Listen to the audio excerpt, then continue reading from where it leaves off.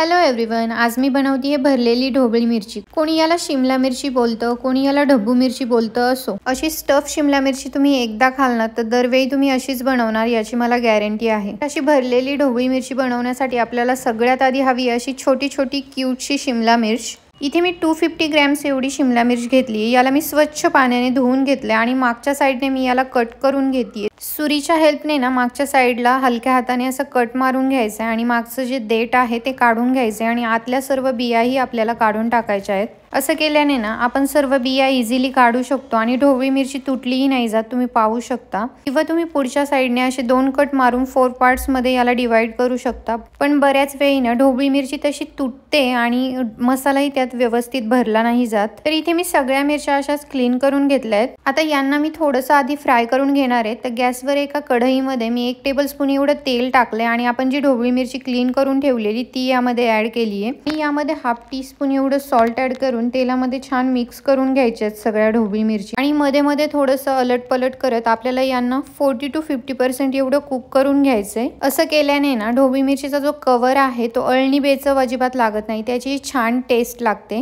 कारण आपण जो मसाला बनवतो त्यामध्ये मीठ टाकतो आणि ते मीठ मग ढोबळी मिरचीला व्यवस्थित लागलं नाही जात। जर ढोबळी शिजताना वरून आपण मीठ टाकलं तर जो एक्स्ट्राचा मसाला असतो तो खारट होण्याची शक्यता असते। ढोबळी ऑलमोस्ट 50% कुक झालेली आहे। मी एका प्लेट मध्ये यांना काढून घेतीये। ढोबळी थंड होतीये तोपर्यंत स्टफिंग बनवण्यासाठी मी एका मिक्सर जार मध्ये अर्धा कप एवढं भाजलेला शेंगदाणे घेतलेत। यामध्ये जाणारे 2 टेबलस्पून भाजलेले हवरी तीळ। त्यानंतर मी यामध्ये ऍड केलाय 1/4 कप ग्रेटेड ड्राय कोकोनट। 8 ते 10 लसूण पाकळ्या टाकल्यात मी यामध्ये। 1 इंच आलं मी छोटं चॉप करून घेतलं इथे। तर यामध्येच आपल्याला काही पावडर मसाले ऍड करायचे, जसं की मी इथे ऍड केले 1 टेबलस्पून कांदा लसूण मसाला, 1 tablespoon red chilli powder. Kashmiri red chilli powder आहे, हा जास्त तिखट नाहीये। मी जर तिखटवाली यूज केली तर थोडीशी कमी वापरा। आता यामध्ये जाणारे हाफ टेबलस्पून धना पावडर, 1 टीस्पून गरम मसाला आणि 1/4 टीस्पून हल्दी पावडर मी इथे ऍड केली आहे। आता आपल्याला याला ग्राइंड करून घ्यायचंय पल्स मोड वरती। हे पहा, बिलकुल असं इथे तुम्ही पाहू शकता, जास्त बारीकही नाही झालंय वाटण आणि जास्त मोठंही नाहीये। जसं आपण शेंगदाण्याचा कूट बनवतो की नाही, बिलकुल तसं वाटण बनवायचंय। मिक्सर पल्स मोड वरती चालून आता मी हे सर्व वाटण एका प्लेट मध्ये काढून घेतीये। आता यामध्ये मेन इन्ग्रेडियंट ऍड करायचा आहे, तो की आहे 1 टीस्पून सॉल्ट। कारण मिठाशिवाय अन्नाला अजिबात चव नसते। आणि यामध्ये ऍड करायचंय 1 टेबलस्पून ऑइल आणि खूप सारी चिरलेली कोथिंबीर आणि याला छानपैकी एकजीव करून घ्यायचंय। तर इथे तुम्ही पाहू शकता आपली ढोबळीची जी स्टफिंग आहे ती रेडी झाली आहे। आता हा मसाला आपण सर्व ढोबळ्यांमध्ये भरून घेऊयात आणि ढोबळी मिरची मध्ये मसाला भरताना ना तो व्यवस्थित फिंगरच्या हेल्पने असा प्रेस करून भरायचा आहे। जेव्हा आपण मसाला असा व्यवस्थित दाबून भरतो ना तेव्हा तो ढोबळी शिजतानाही जास्त बाहेर निघला नाही जात। तर इथे तुम्ही पाहू शकता मी ढोबळीमध्ये व्यवस्थित फिंगरने प्रेस करून मसाला भरला आहे। किती इझिली यामध्ये मसाला स्टफ करता आलाय आणि तो व्यवस्थित बसलाय पण।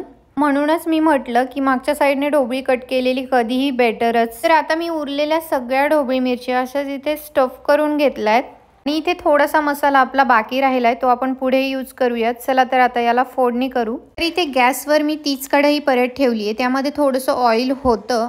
1 टेबलस्पून ऑइल मी अजून ऍड केलंय। तर यामध्ये जाणार आहे हाफ टीस्पून जिरे, हाफ टीस्पून मोहरी, थोडासा करीपत्ता। करीपत्ता छान क्रॅकल झाला की आपण जी ढोबळी मिरची स्टफ करून ठेवली आहे ती यामध्ये टाकायची आहे। सगळ्या ढोबळी मिरची तेलामध्ये ऍड केल्यानंतर ना थोडंसं मिक्स करून घ्यायचंय आणि आता जो उरलेला मसाला आपण ठेवला होता तो यामध्ये ऍड करायचा आहे आणि आता अगदी थोडंसं पाणी यामध्ये ऍड करायचंय। मी इथे 2 ते 3 टेबलस्पून एवढंच पाणी ऍड केलंय आणि थोडंसं याला मिक्स करून घ्यायचंय। आपण 50% ढोबळी ऑलरेडी कुक केली आहे। आता उरलेली 50% ढोबळी कुक करण्यासाठी आपण यावर झाकण ठेवून मीडियम गॅसवरती 4 ते 5 मिनिट ढोबळी शिजवून घ्यायची आहे।